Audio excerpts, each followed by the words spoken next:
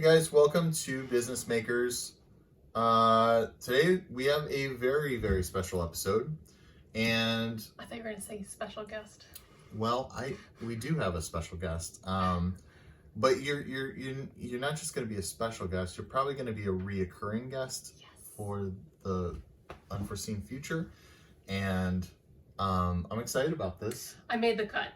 I had to prove my mastery in business. The truth is that we have done this before with our other podcast, Ready and Rested, where we talk about building a family life that is sustainable and joy-filled. I'm excited about this because what you may or may not know about Melissa is that she works for it's a Fortune 500 company. Mm-hmm. And so she brings with her a lot of experience working in a large team. It's kind of large and small because it's so broken down, right? I mean, to some degree. It's a large company. Yeah, it's a large company. For about 15 years now. So, well, I've also helped you with Weimer House Media. So we have a lot of side conversations. Yes. While my primary job is not an entrepreneurial role, it is driving innovation and change throughout the organization. And so there's times where we have conversations that then Matt's like, this would be good. Yeah. And so a recent one happened to have been on effective meetings, which we're working on our communication styles, I guess. More.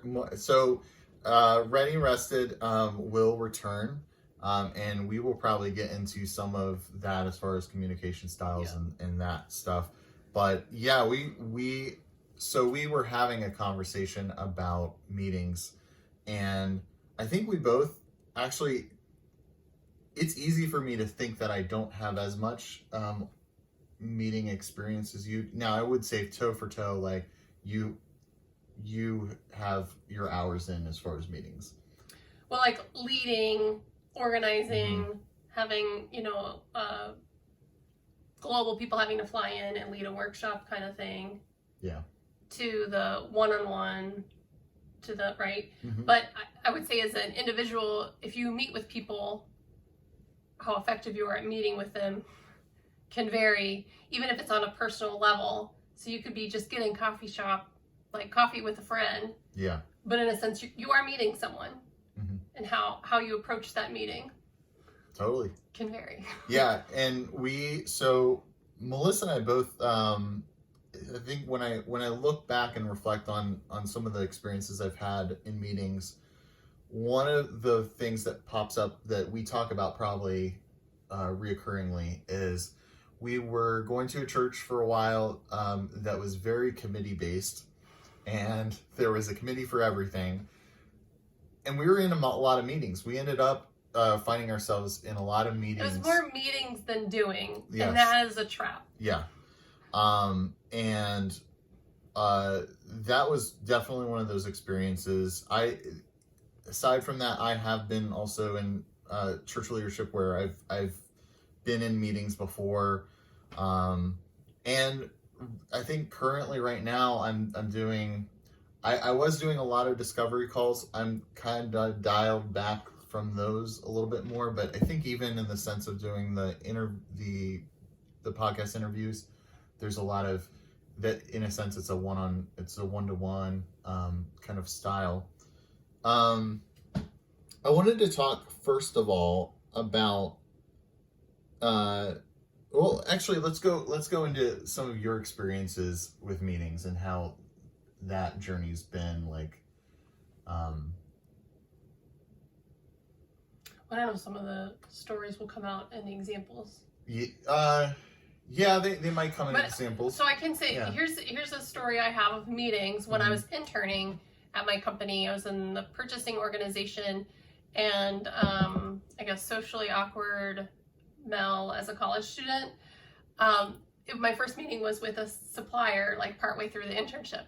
And I thought it went well, but I remember at the beginning, like, they're just shooting the breeze. I'm here to talk about XYZ. I'm ready. Okay, I'll just wait. Okay, now finally 10 minutes in, we can get to the substance, because that's nose to the grindstone, Mel. But afterwards, my manager gave me feedback that she's like, we were really nervous on how you were going to do with the supplier, but turns out you did great. Mm-hmm. So I was like, okay, positive, but also Yeah.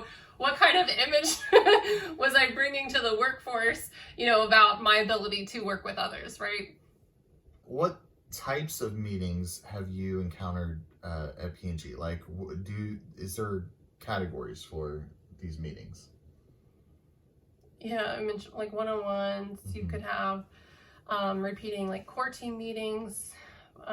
You could have like department meetings as part of like organizational design. Part of how you design an organization, you should be clear on the communication and how that's happening up and down. So how does leadership understand what's happening? How do the people who need to do the work understand what's happening?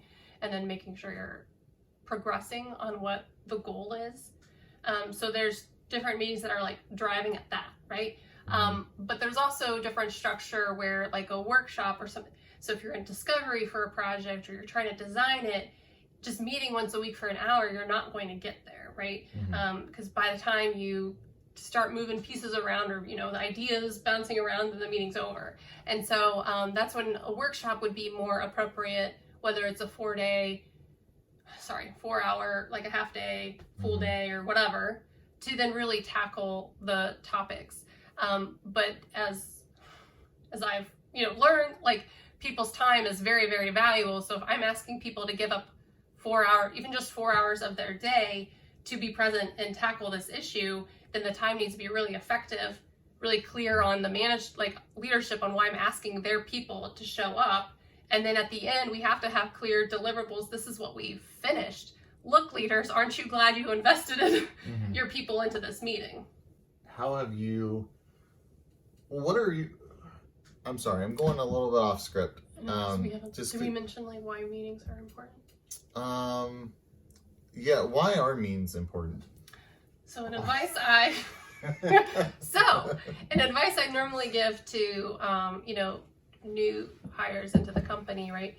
If you're ever on an email chain and it's at the third email and it's not resolved, you need to just meet with people. So there's things that can't be really handled in a written form, or it'll take longer, and becomes like a lag time, right, of them reading, processing, getting back, and you may not get what you want, when it could be, hey, let me just ping them and say, hey, on your email, it seems like we're still not understanding. Can I just talk to you for 5 minutes, right? And so certainly for the younger generations, like inviting the dialogue versus defaulting to written communication.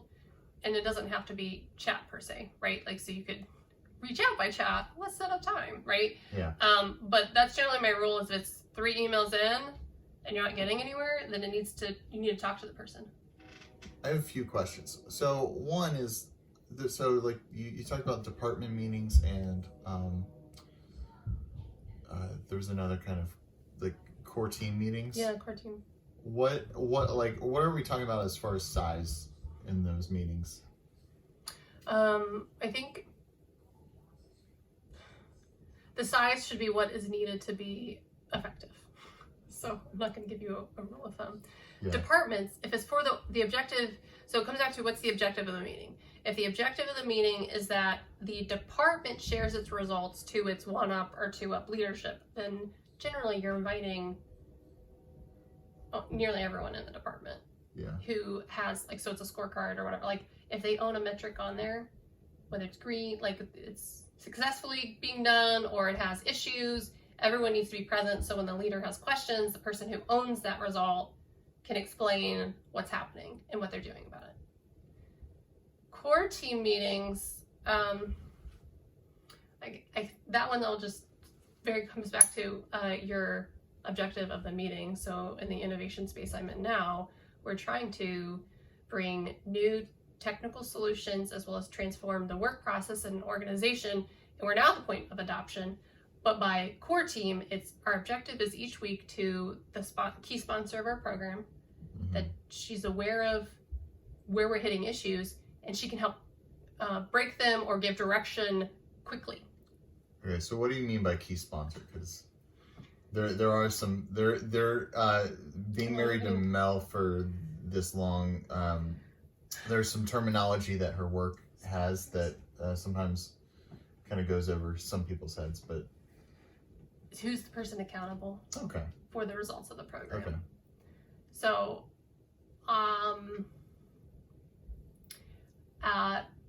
well, any size of an organization, you should know who's owning aspect of the work. Yeah. Who's the owner. Yeah. Right?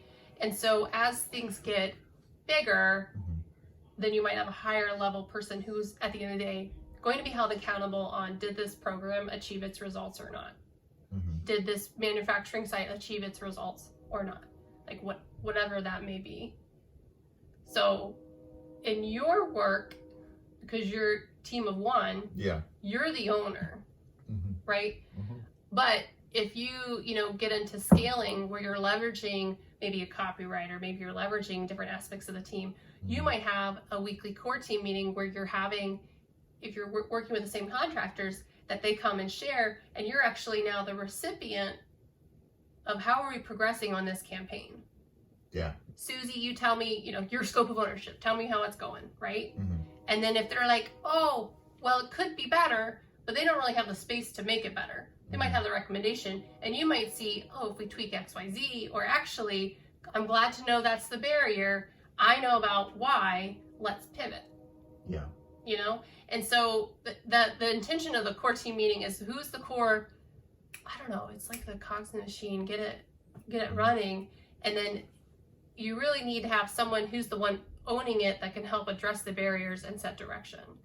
So back to what's the objective of the meeting. And if the meeting's just to give me an update, then that can be an email, right? Yeah. But again, if it's 3+ emails, then it should have been a meeting. So if you have issues, then it should be raised in the meeting so we can talk about it and then make it better. What's the in terms of frequency, like what meetings do you find you have the most of?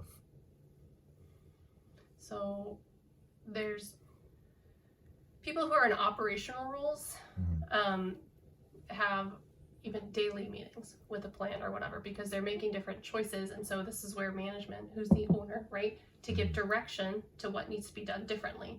And so as we produce things, suppliers, maybe deliveries are late or something's off quality or customer orders drop, every day it's dynamic. So they have daily meetings that then on a weekly level, they start assessing if there's any trends that we can improve upon, to then roll up into monthly levels of like, here's the monthly result, to then even your quarterly / annually as you're making your annual plan to improve it.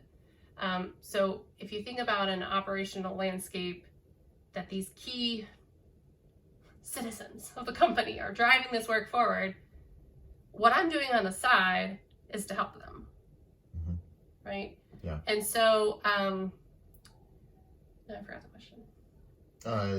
Like what type? What's the So my work and my meetings are different because it is in the innovation space and how we drive change. But I don't personally meet with people daily. Now, if you move into agile project methodology, which you said you've talked about, and you have a scrum master who leads the scrum meeting, and you're doing these 2-week sprints. There's some people organizationally, they're choosing to do, they call it daily scrum. So they meet every day. Our projects are like twice a week that they're doing the daily scrum. So I'm on those. And then we, hierarchy up into the core team meeting, which has who's the owner of the program, getting the updates.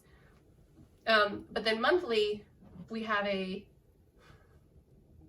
steering team board. So even the person who's weekly involved, there's people above her who are also held accountable to the program. So we present to them when there's issues that are, our core team can't resolve, or we need direction or alignment or funding or organizational barriers to be broken down. So everything gets really cadenced, and they should be feeding or supporting each other.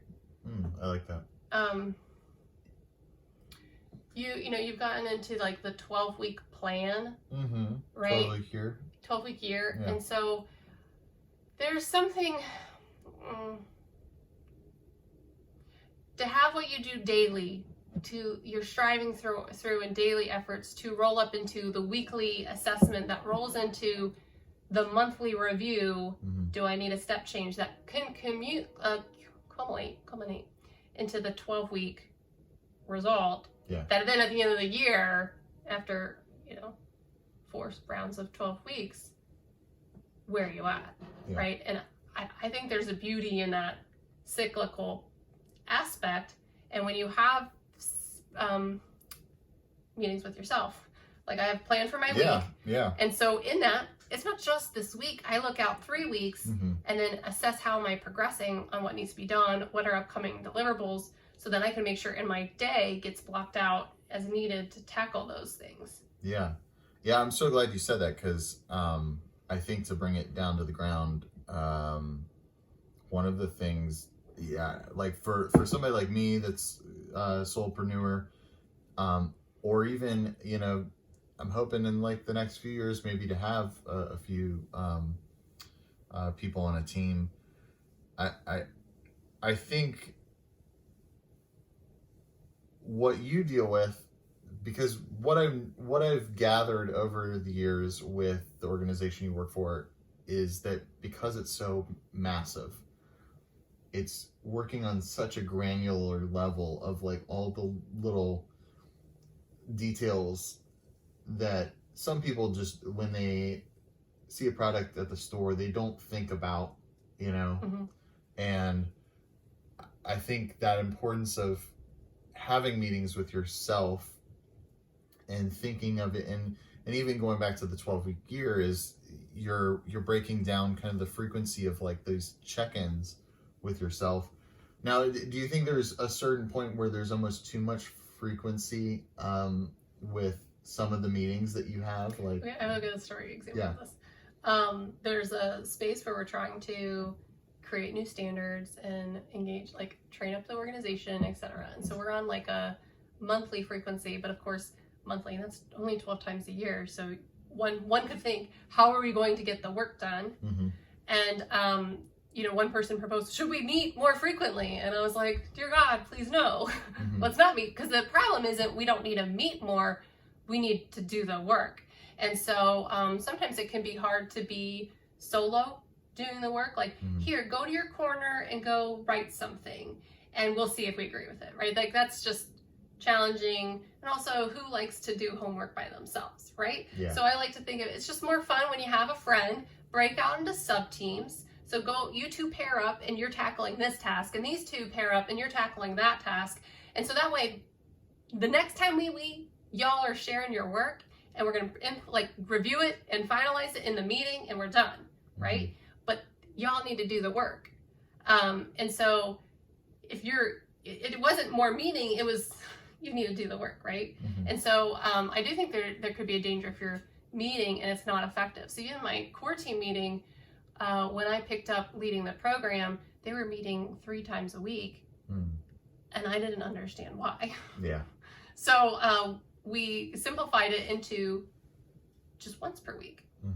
Now, things are different when you're at the front end of a project. So imagine you're working with a client and you're in discovery, trying to design. Maybe you are meeting more frequently with your copywriters because you want 2-day turnaround and input. You don't want to wait a whole week if there needs to be a tweak.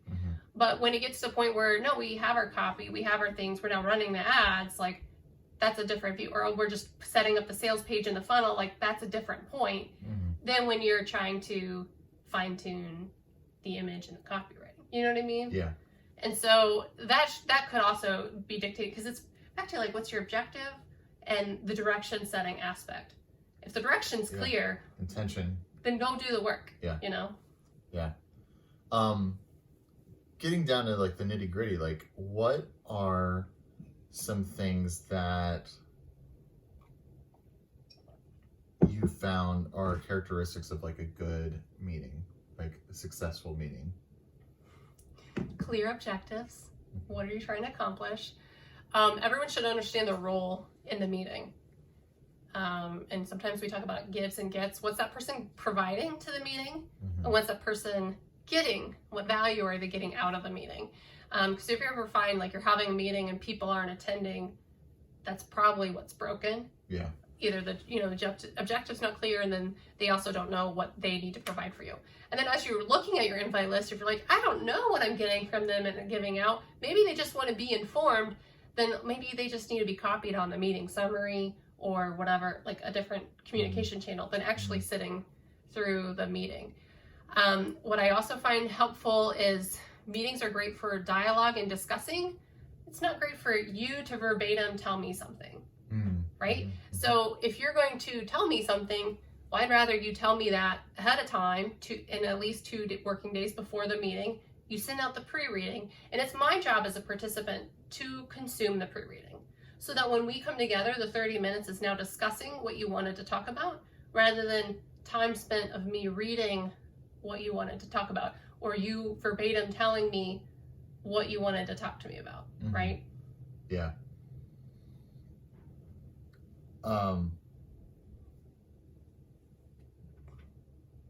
How do you, is there a procedure of points that, like, if you have an easy thing to talk about, like a medium thing to talk about, and a difficult thing to talk about or work through, is there a procedure on how you approach that? Is that a personal thing, or is that like an organizational thing? Like which do you start with for like time efficiency? Is it like the same person is deciding? Yeah, the facilitator, like, from like that perspective. So almost by how you describe it makes me think it's not the same improver, because if it's simple, then it might actually be me as like program manager, like, hey, yeah, actually go this way. That's interesting. So I might have realm to decide on that. I don't need to like toss it up. Yeah. So then medium to then more complex.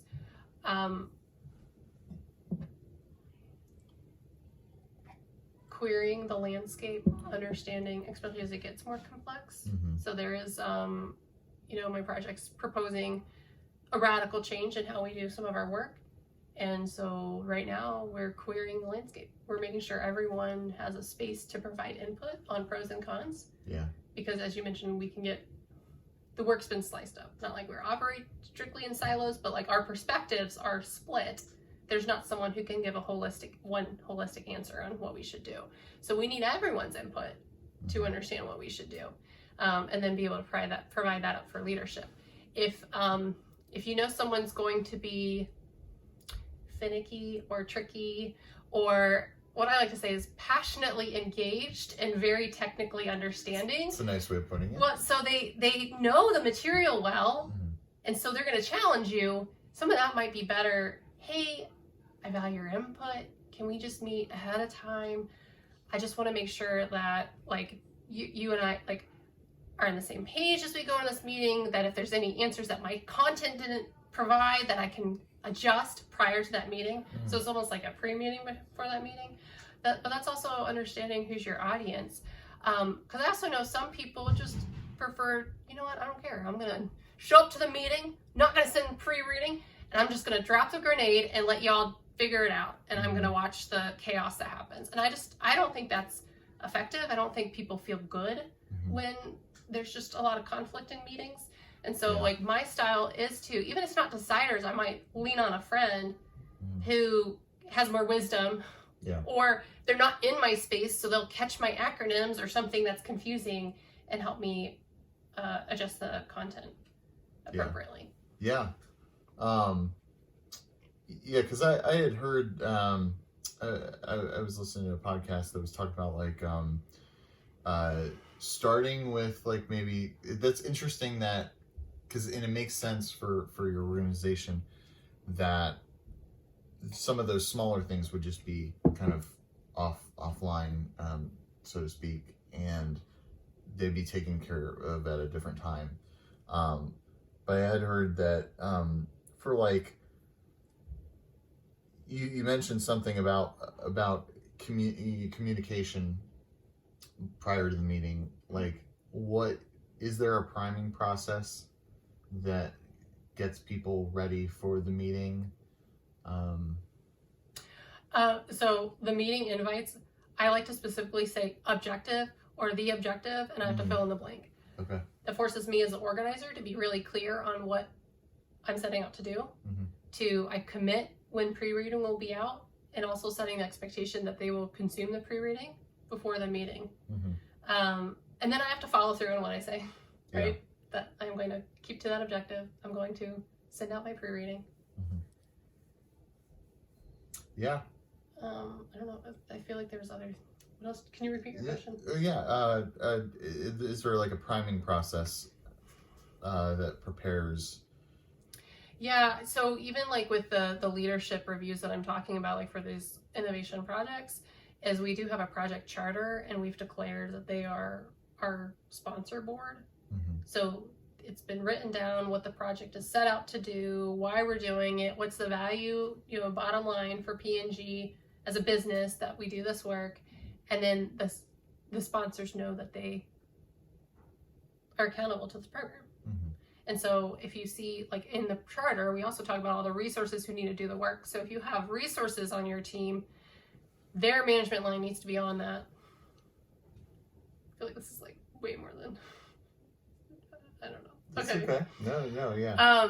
But if you have someone on your team and their reporting lineup isn't on that charter, that's a problem, because that person either is not getting the credit they need, like that they're doing this work, or you're going to have low engagement from this person because their leadership isn't aware of this work. Right?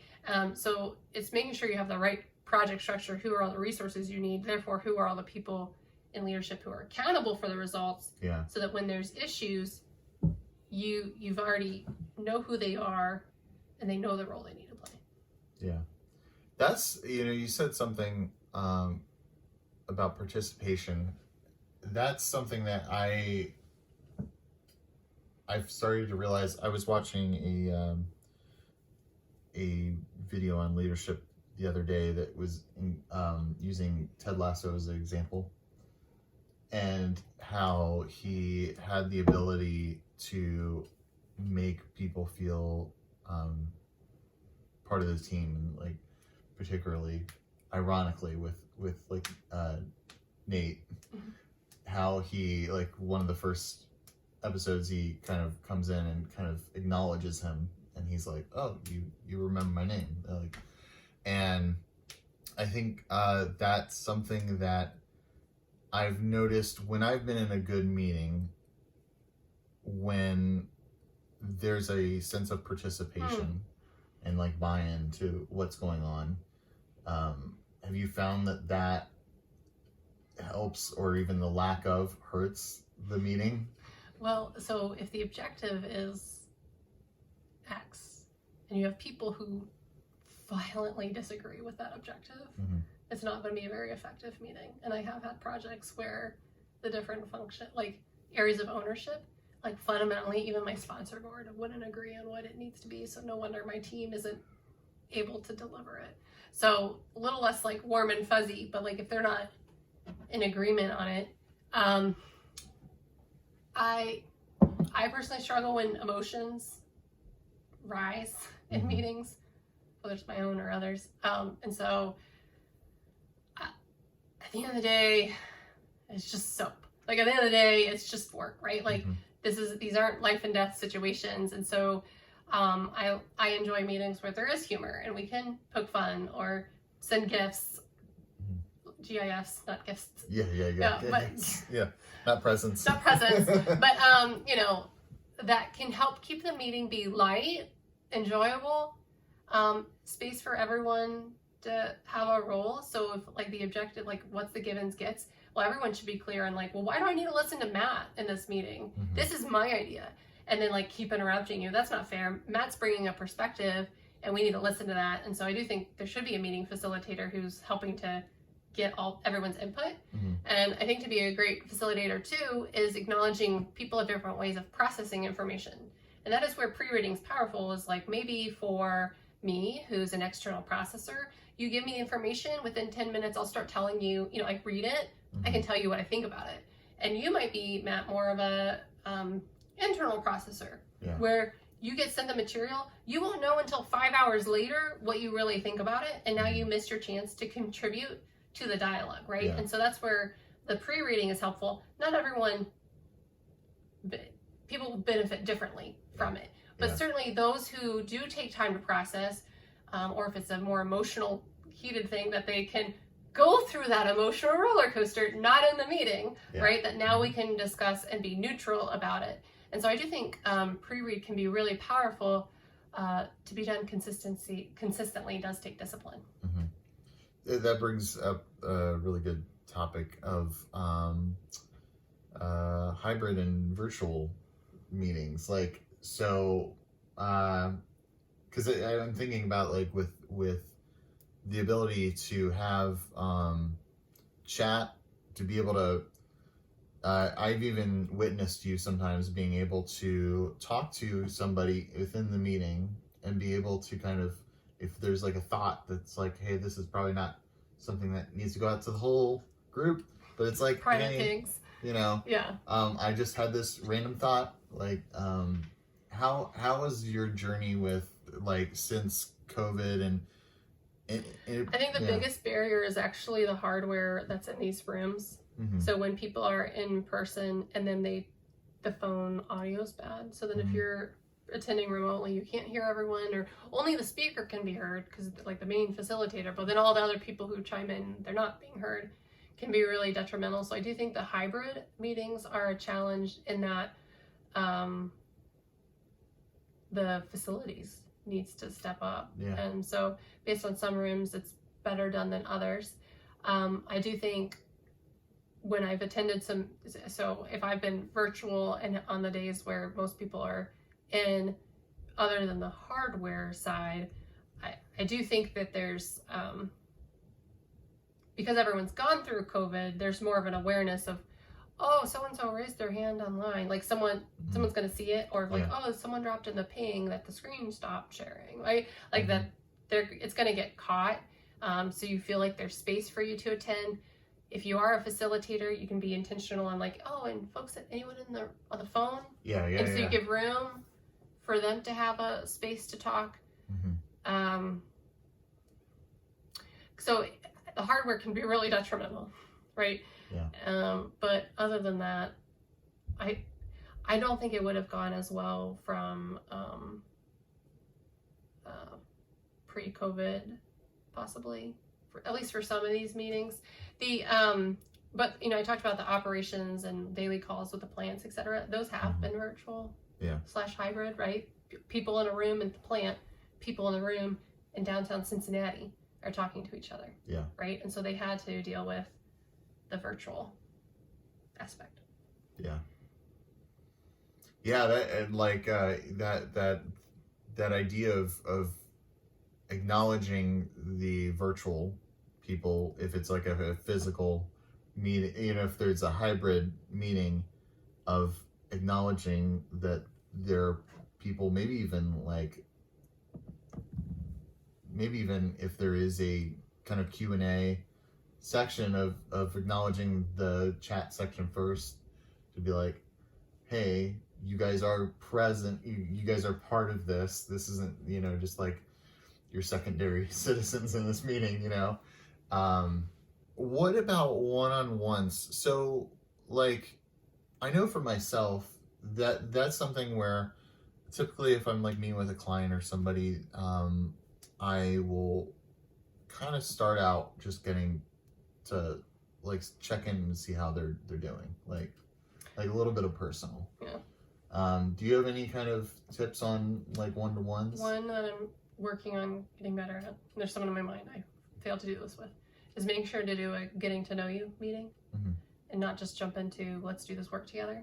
But here's some of my background, here's who I am, here's my family, here's what I do outside of work. Because at the end of the day, I work with people, not for the company, and I enjoy who I work with. So I imagine with clients, if they know who you are and what you enjoy, and there was something that they chose to work with you for a reason, right? That you're personal and like you become part of your brand of who you are, and they like you. And vice versa, that you get a chance to show that you're a compassionate, caring man who likes to know what they're doing, right? So for one-on-ones, I think that's really helpful, particularly for if you're managing, like either you're managing them or vice versa. Yeah. That you have that understanding, because I want people to bring their full self to work, right, and not have it's not different compartments. You're one person, who's this one person I'm working with. And then I will add also for like newly formed teams, I've done like loaded questions. We do a single question to start off a group, so that becomes forcing personal conversation and dialogue rather than just jumping into the like work content, because then it keeps the humor light. And then I know I get like eye rolls, like, oh, to answer this question. I'm like, yes, you do, and I will write it down into the meeting notes.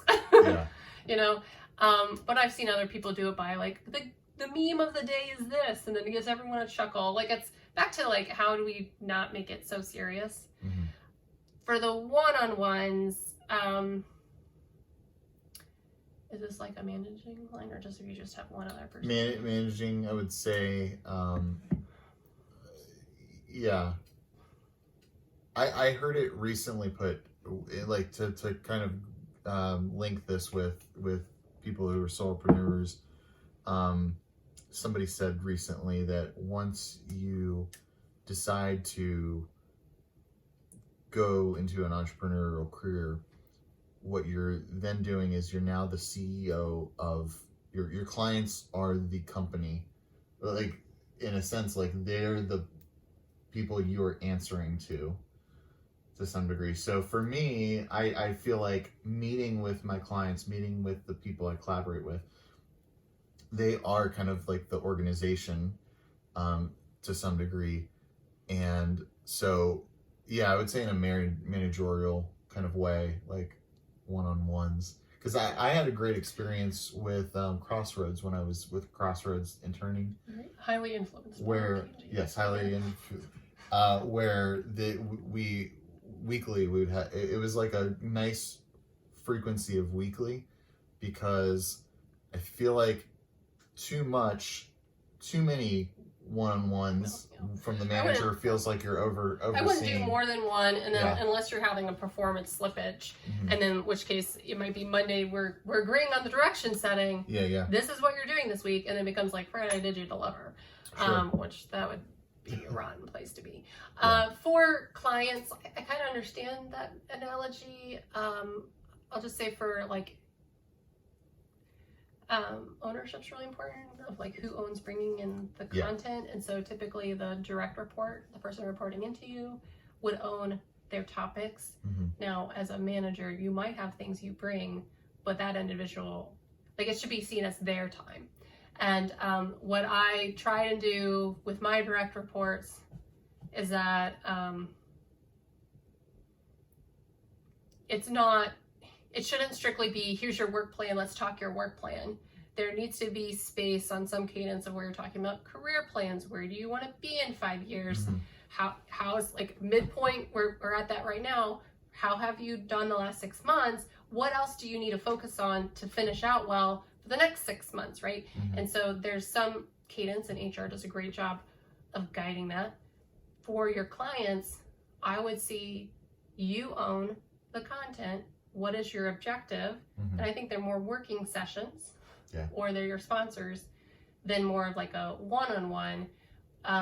But you might have like a session where it's like feedback, or you just always end with like, let me know, how I could serve you better. Is there anything I'm missing, right? Or, I want to be able to pivot and make sure I meet it next time. So say you're working on a copy, and I just want to get the final alignment, like blessing. This work, send it ahead 2 days ahead, like at least 2 days ahead of time. And if they don't see it, no problem, but at least you gave them that, and you show up more professional because you sent pre-read, like you're ready to go. And so then the meeting's like, great, you had a look at that, right? So if you're like, well, if by the end of March, I want to start running ads, then you're going to backdate what's the work that needs to be done. And then you might even with your client say, here's the landscape of what I know needs to be done. Here's the stop gate, like gates that I want your blessing before we move forward. So like, hey, I'm going to design you a website with a funnel. And so for the image and brand, I need you to look at it and sign off on, you think that's great. Yeah. Great. Okay. So then February 10th, I'm going to have that done for you. Yeah. And then, okay, well then by the 26th, I'm going to have the ads and copy ready to go and get that signed off. But do you need their blessing on where you put the cookie or, you know, like, yes, right? Yes, so then it's like, hey, I have all these activities I'm doing. I'm not going to bug you on all these. These are the main ones that I see you would want to make sure I'm meeting your needs for. For sure. And then if you say that up front, so say you sign a contract in January, you can say up front, hey, this is how I see it. Let me know if you see it differently, right? And then that way, if they're like, oh, actually, you know what? If you just send me, like, just send it to me, that's fine. Like, I don't know what I'm doing with websites. Anything you do is better than mine, right? Like, we don't have to meet to talk about it, but you just send it to me, right? Great. Okay, well, just know that by the 10th, I'm going to have it available for you. That's my due date, right? Yeah.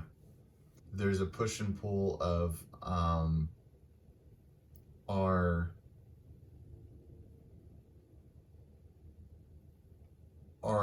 oversight or our do we need to meet to talk, like, because I think when it comes down to it, it's do we need to meet in person to talk about this thing, or is it something we can figure out? So I think there's this tension between like, is this a meeting or not, or like is this something that needs to be met over? Do I need your alignment to move forward? And does your alignment require a conversation? Yeah. So like generally with clients, it'd probably be like, if you want more of my money, I need to see you. I need to see the work and make sure it's meeting my needs, right? Yeah. But if it's informational, I generally don't think that's a meeting. So if you're like, great, here's my January to March timeline, I'm going to progress on this. You know what I would think would be stellar if someone worked for me? If I'm paying a contractor and it's a lot of money, that they tell me, okay, well, I'm going to send you weekly updates just so you know how it's progressing. And if you have any questions, don't hesitate to reach out. By the 6th week, I may not even read it because at this point, I know you got it. And that's one less thing I have to worry about. But the discipline of you summarizing it and sending a weekly notice, that's actually your self-reflection time. Your way to know I'm on track. I keep true to my deliverables. Or when there's misses, I'm communicating up front and saying, okay, yeah, I missed this, but the project's still on track. Here's why. Like, I don't know. That just shows so much more ownership into it. Yeah. And then when it comes to like, here's the copy, do you bless it? Yeah. That was good. I enjoyed that. I hope that something that we said was encouraging. I think that the topic of meeting, and I think, you know, it's in that umbrella of productivity, and I feel like it's something that we're constantly working on. We're constantly trying to like see how we can be more personable, more authentic in just showing up every day, and it's one of the ways that we show up. And we will definitely have Mel back on because she is I'm thinking about with like Weimer House Productions or Weimer House Media. It used to be called Weimer House Productions, but she is kind of a part of it. Like, I've always thought of Weimer House Media as a family, and it's a no-brainer that she's a family. But in like a business sense, she's my teammate, and so it's good to have her on. And I hope that you all are well. I hope you all are crushing it, and we will see you guys in the next episode. See ya. Thanks for having me.